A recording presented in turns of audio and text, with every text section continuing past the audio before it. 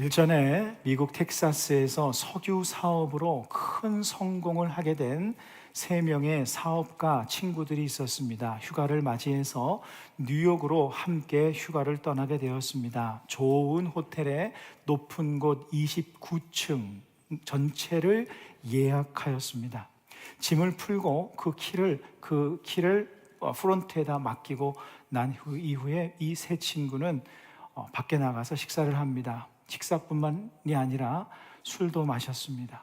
밤새도록 술을 마시고 만취하여 호텔로 돌아오게 되었습니다. 그런데 문제가 생겼습니다. 호텔 엘리베이터가 고장난 겁니다. 영락없이 걸어갈 수밖에 없는, 걸어서 29층까지 올라가야 합니다. 그런데 더 큰 문제는 몸이 너무 무거웠던 것이죠. 만취한 상태이기 때문에 29층까지 올라가는 것은 너무나 힘이 들었습니다. 그 무거운 몸을 이끌고 비틀거리며 29층까지 가는데 2시간이나 걸렸다고 합니다. 죽을 힘을 다해서 올라왔습니다. 그런데 중요한 문제가 또 한 가지 생깁니다. 키를 프론트에다 맡겨놓고 온 것을 깜빡하고 올라온 것이죠. 아무도 그것을 기억하지 못한 겁니다. 술에 취했으니 그것을 기억할 리가 있겠습니까? 다시 29층을 걸어서 내려갔다가 올라올 생각을 하니 아찔한 겁니다. 그때 마침 구세주가 한 명 등장했습니다. 예수님이 등장한 건 아니고 예수님이 보내신 사람, 호텔 아주머니, 청소부 아주머니가 등장했습니다. 그 아주머니에게 뭐가 있기 때문이죠? 호텔 마스터키가 있기 때문입니다. 어떤 문도 다 열어주는 마스터키를 그 아주머니가 가지고 있었습니다. 그리고 이 아주머니는 농담 섞인 말로 그 3명의 사람들에게 이렇게 말을 했습니다. 여러분, 2층까지 올라오느라고 얼마나 고생하셨습니까? 여러분을 환영합니다. 그러나 이 마스터키가 없으면 여러분은 방에 들어갈 수가 없습니다. 마치 예수 그리스도께서 우리 인생의 마스터키인 것처럼 말입니다. 농담 반 진담 반 그 아주머니의 신앙 고백이 담긴 이 말을 듣던 이 3명의 친구 중에 한 명인 존 뉴턴이라는 사람이 그 아주머니의 말이 비수처럼 가슴에 꽂히게 됩니다. 그리고 그 순간 까마득히 잊어버렸던 자기의 어린 시절, 유년 시절 신앙생활을 했던 그 시절들이 생각나기 시작하고 그리워지기 시작하고 거기에 더 감동이 되어서 이 친구들에게 자기의 신앙 고백을 진솔하게 하게 됩니다. 그 진실한 신앙 고백에 이 두 친구도 감동을 받게 되고요. 그 후 그들은 사업의 모든 이익금을 하나님의 영광을 위해서 사용하고 평생 빌리 그레함 목사님의 기도 후원자로, 재정적인 후원자로 헌신하게 되었습니다. 이 세 사람이 바로 존 뉴턴, 루이 위더포드, 세뮤얼 프레스턴이라는 사람이었습니다. 우리가 믿음을 가지고 신앙생활을 한다는 것은 나와 함께 하시는 주님을 마스터키로 여기며 살아간다는 것입니다. 이를 거꾸로 이야기하면 주님과 함께하는 우리는 인생의 마스터키를 가지고 살아가는 것이나 마찬가지입니다. 여러분, 이것을 믿으십니까? 그런데 그렇게 감격스러워 보이진 않으시는 것 같아요. 많은 크리스찬들이 이것을 알면서도 감격 속에 살지 않습니다.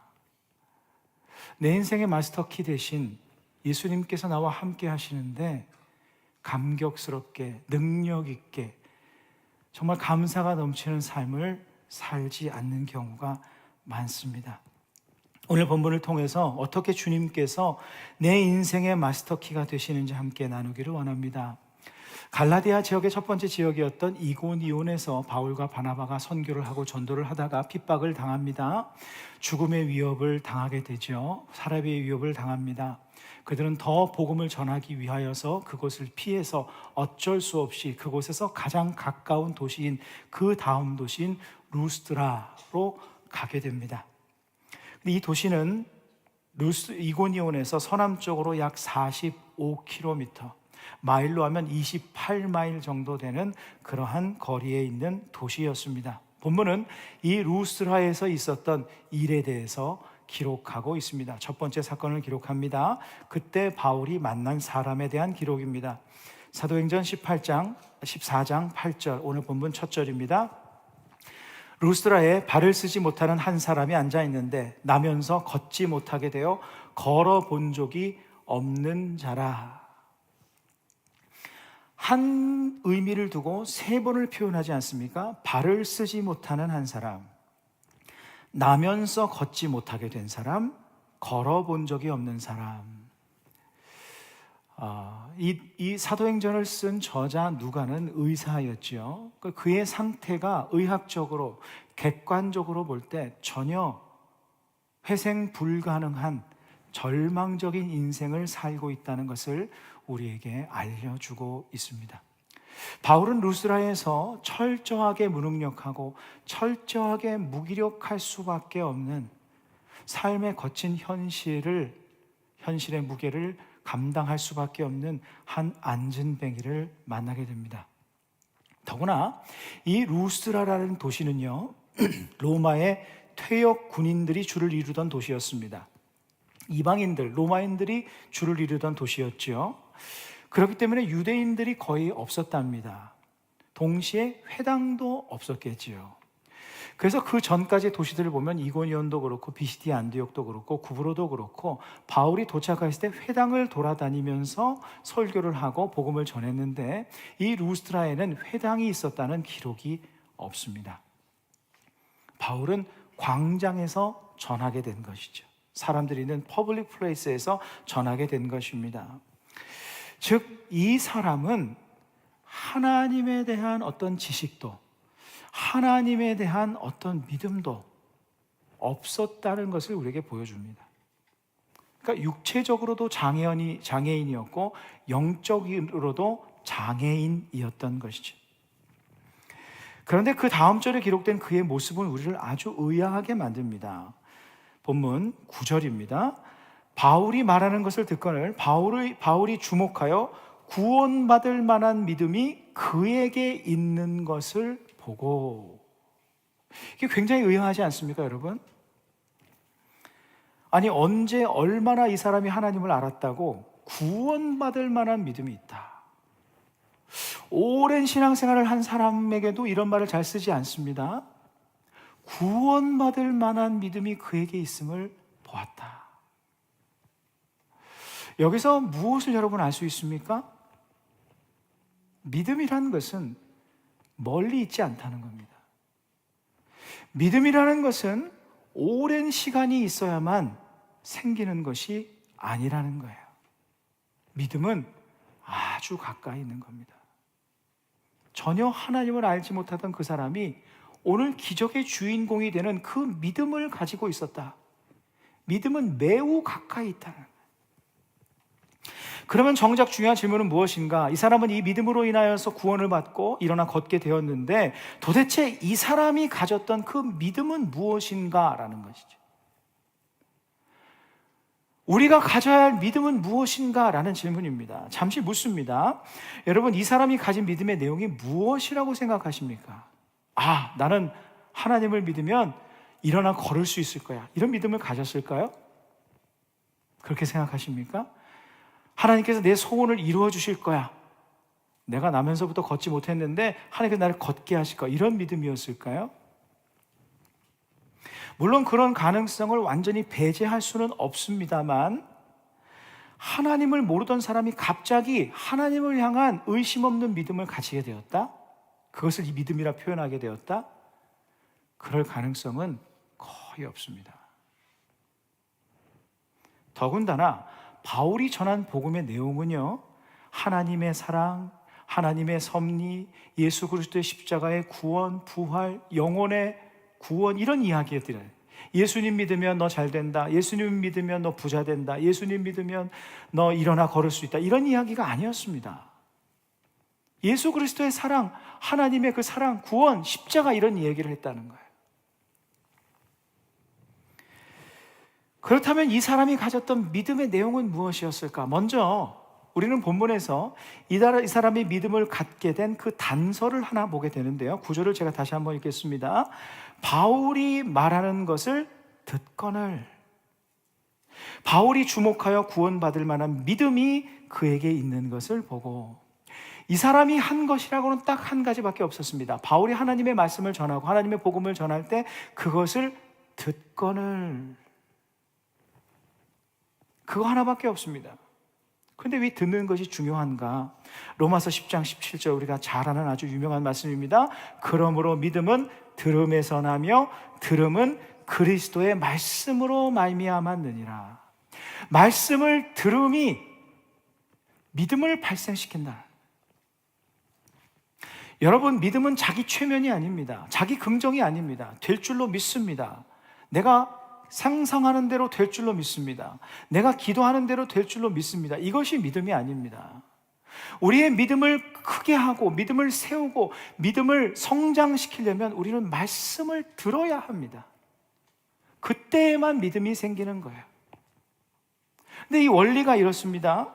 말씀을 들을 때 그 말씀을 통해 보여지는 하나님을 주목하게 되기 때문입니다. 우리의 믿음은 언제 생기고 언제 자라납니까? 말씀을 읽고 묵상할 때, 말씀을 들을 때, 설교를 들을 때 그 말씀을 통해 들려지는 하나님을 바라볼 때 믿음이 생기는 겁니다. 저를 바라볼 때 생기는 것이 아니고요. 단순히 들려지는 공기의 진동을 내가 느껴서 그 소리를 들어서 믿음이 생기는 것이 아니라 그 말씀을 통해 들려지는, 그 말씀을 통해 말씀하시는 하나님을 우리의 영적인 시선으로 바라볼 때 그때 믿음이 생기기 시작하는 거예요. 본문의 이 사람은 들리는 하나님의 말씀을 통해 지금 하나님을 바라보고 있었던 겁니다. 그 순간을 믿음의 순간이다 라고 기록하고 있는 것이. 그뿐이 아닙니다. 말씀을 전하는 바울 또한 이 사람을 주목하였다고 기록하고 있는데, 여기에 쓰인 헬라어 아테니사스는 눈을 고정시켜 이런 뜻입니다. 보십시오. 외관적으로는 바울이 이 사람을 보는데 사실 여러분, 솔직히 말해서 바울이 이 사람을 보는 게 무슨 의미가 있습니까? 여러분, 제가 여러분을 바라보는 게 무슨 의미가 있습니까? 중요한 것은 바울이 주목하여라고 기록한 것의 가장 중요한 뜻은 무엇인가? 바울을 통해서 그를 하나님께서 주목하고 계셨다라는 거예요. 바울이 주목하였다, 이 모습을 통해서 하나님께서 그를 아테니사스, 그에게 눈을 고정시켜 그를 바라보고 계셨다라는 것을 보여주고 있다는 사실이에요. 보십시오. 하나님을 알지도 못하던 육체적, 영적 장애를 가진 이 사람을 하나님께서는 태초부터 알고 계셨습니다. 그리고 이 사람을 구원하시기 위해서 주님께서는 바울의 모든 상황을 주관하셨어요. 바울이 내몰리듯이, 떠밀리듯이 이고니온에서 나가게 하셨습니다. 그리고 이 루스드라로 오게 하셨어요. 함께 오셔서 그를 주목하고 계십니다. 오래전부터 그를 알고 계시며 아테니사스, 그를 주목하고 계셨던 주님께서는 그를 구원하시기 위해 이곳까지 함께 오셔서 지금 그를 주목하시고 그에게 말씀하고 계신 겁니다. 동시에 그 말씀을 통해 이 사람은 하나님을 바라보고 있었던 거예요. 그것이 바로 믿음의 순간이었습니다. 믿음이란 아테니사스, 오래전부터 나를 주목하시며 나를 찾아와 내 곁에 계신 주님을 바라보는 것입니다. 주님의 시선에 나의 시선을 고정하는 것입니다. 나의 처지를 바라보고, 나의 상황을 바라보고, 나의 능력을 바라보던 그 시선을 주님께로 돌려 나를 죽기까지 사랑하시는 주님, 나와 함께 하시는 주님, 나를 향한 계획을 반드시 이루실 능력의 주님을 바라보는 것이 믿음입니다. 어떤 상황에도 포기하지 않고 주님을 바라보는 것, 그것이 믿음입니다. 이 믿음의 예를 보여주는 아주 좋은 이야기가 있습니다. 우리 누가복음 18장에 등장하는 소경 바디메오의 이야기입니다. 기억하시겠지만 지난 월요일 조회수가 약 20회 정도 되던데 20분은 아실 것 같습니다. 외부에서도 들으시니까 저희 교인분들은 한 10분 아실지 모르겠습니다. 기억하실지 모르겠습니다. 제 마음에 가끔 상처가 됩니다. 여러분 열심히 메시지를 들으시고 기도하십시오. 이 MTL 메시지에서 함께 통해서 나눴지만 예수님께서 여리고 지역을 통과하실 때 그리로 지나가신다는 소식을 이 소경 바디메오가 듣게 되죠. 그리고 예수님께서 지나가실 때 온 힘을 다해서 예수님을 부릅니다. 다윗의 자손 예수여 나를 구원하소서, 불쌍히 여기소서 소리를 지릅니다. 얼마나 힘을 다해 불렀겠습니까? 일생일대의 절호의 기회인데.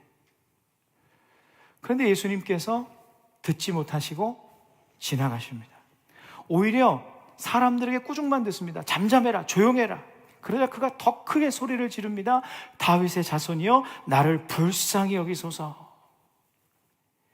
이 두 번째 외침에 예수님께서는 걸음을 멈추시고 바디메오를 만나 그의 눈을 뜨게 하십니다. 그러면서 그에게 하셨던 말씀이 있었어요. 그것이 누가복음 18장 42절입니다. 예수께서 그에게 이르시되 보라 내 믿음이 너를 구원하였느니라 하시매. 여기서도 믿음이, 자, 바울이 보았던 그 사람도 구원받을 믿음이 있었다. 예수님께서 이 사람에게 하실 때도 내 믿음이 너를 구원하였느니라 말씀하십니다. 어떤 믿음입니까? 물론 기본적인 믿음이 필요합니다. 저분께서 반드시 나를 고쳐주실 거야. 저분은 능력이 있으신 분이셔. 이런 믿음, 이건 기본적인 믿음입니다. 우리에게도 이런 믿음은 아주 중요합니다. 여러분 기도는 왜 하십니까? 어려운 문제를 놓고 기도 왜 하십니까? 주님께서 해결해 주실 것을 믿기 때문에 기도하는 것 아닙니까? 믿지 않는 사람이 어떻게 기도를 합니까? 이 사람이 내 문제를 해결해 줄 수 있다는 능력이 없는데 어떻게 이 사람에게 요청을 할 수 있겠습니까? 우리가 기도한다는 것은 주님께서 내 삶을 주관하시며 내 삶의 문제를 해결해 줄 수 있는 능력과 지혜가 있다는 것을 믿기 때문에 기도하는 것 아니겠습니까? 이 믿음 가운데 여러분 늘 하나님 앞에 기도로 나아가십시오. 그런데 여기에 더해서 우리가 보아야 될 아주 중요한 믿음의 본질, 믿음의 성격, 내용이 있습니다. 예수님께서 칭찬하신 바디메오의 믿음의 내용이 무엇이었는가? 물론 예수님의 능력을 믿는 믿음에 더하여 아주 중요한 믿음의 본질이 있어요. 잘 보십시오. 예수님께서 바디메오의 외침에 발걸음을 멈추신 시점을 보십시오. 성경에 보면 대부분 단 한 번에 예수님께서 오셨거나 아니면 한 번의 만남이 이루어지는데 이 바디메오는 두 번에 이루어지게 됩니다. 두 번째 소리를 질렀을 때 소리를 더 크게 질렀다고 하지만 첫 번째 질렀을 때 결코 작지 않았습니다.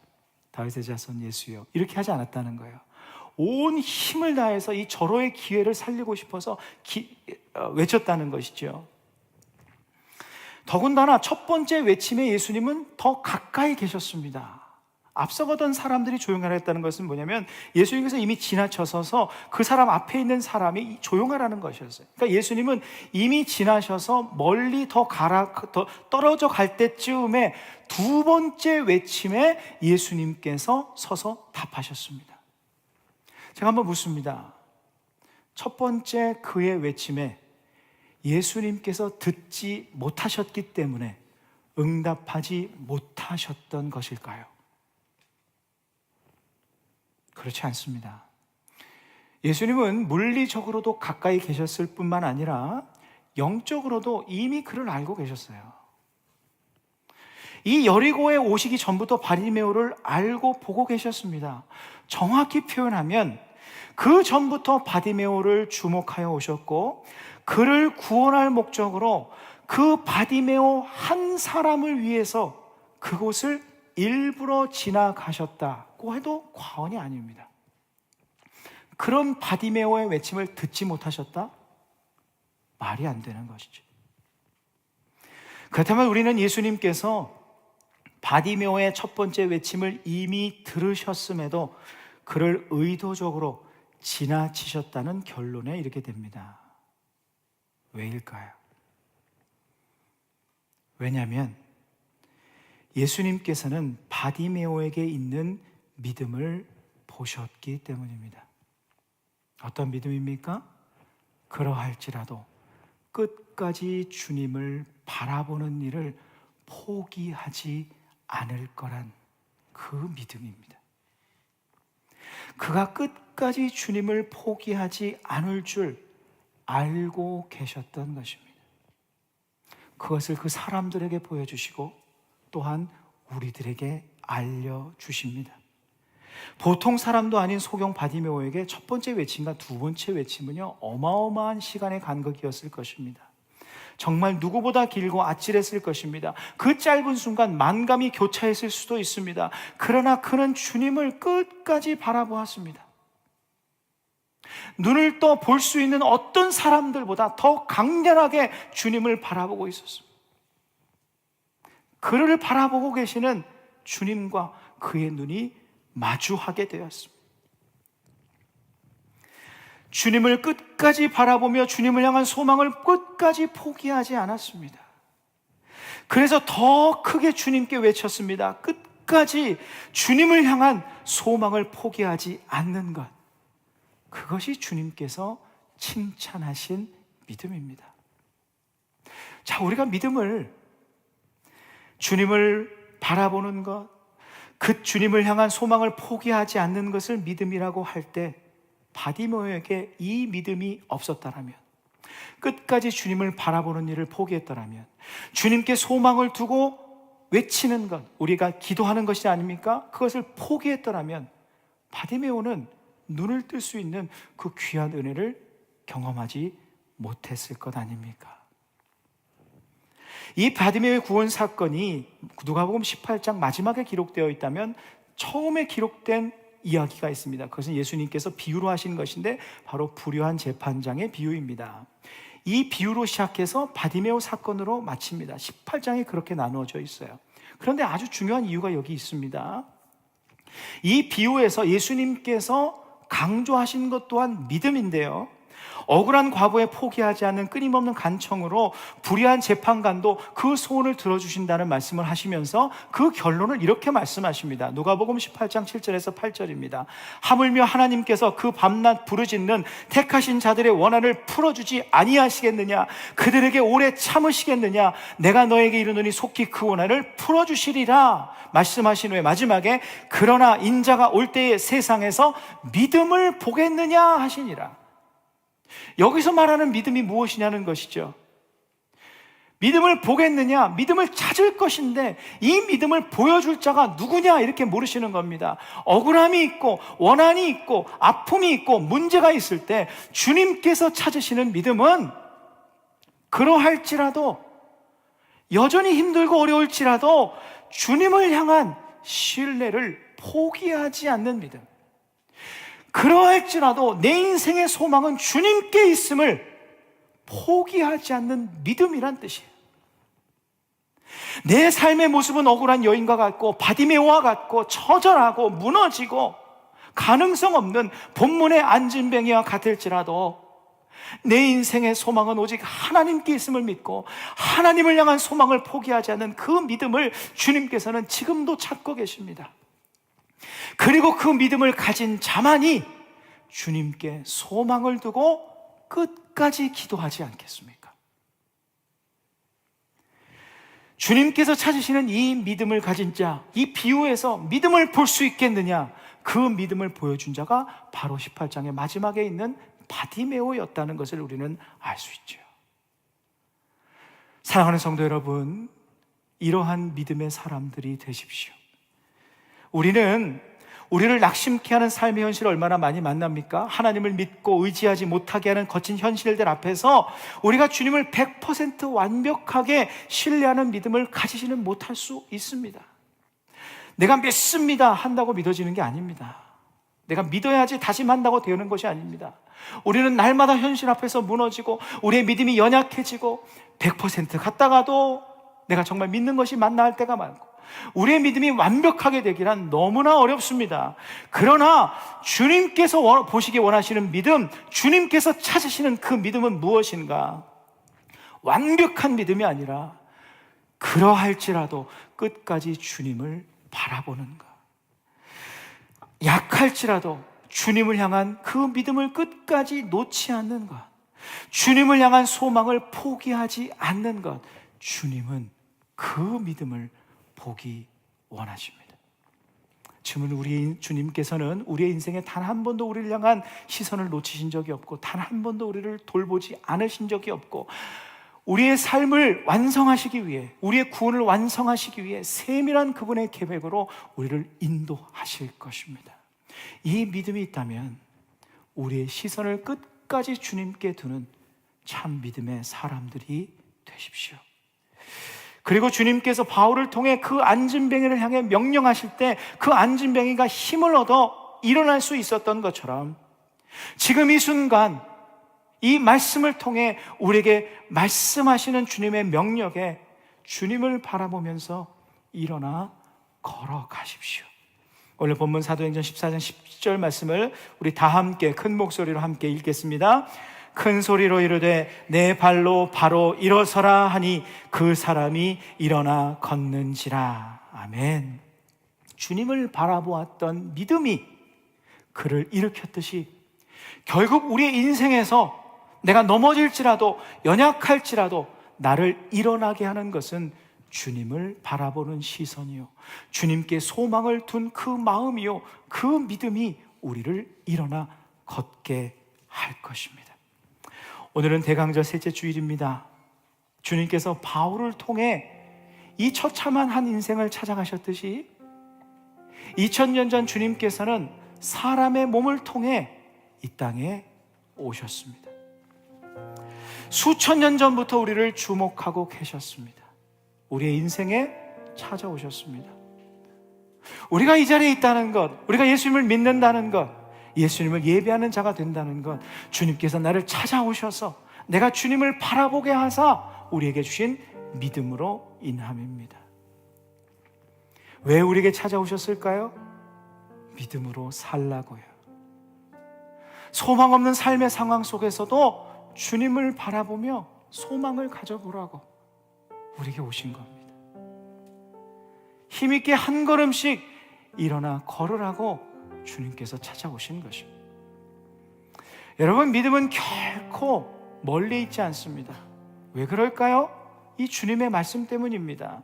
주님께서 이 땅에 오실 때도, 주님께서 이 땅을 떠나 승천하실 때에도 우리에게 하신 동일한 말씀이 있어요. 반복되는 말씀이 있습니다.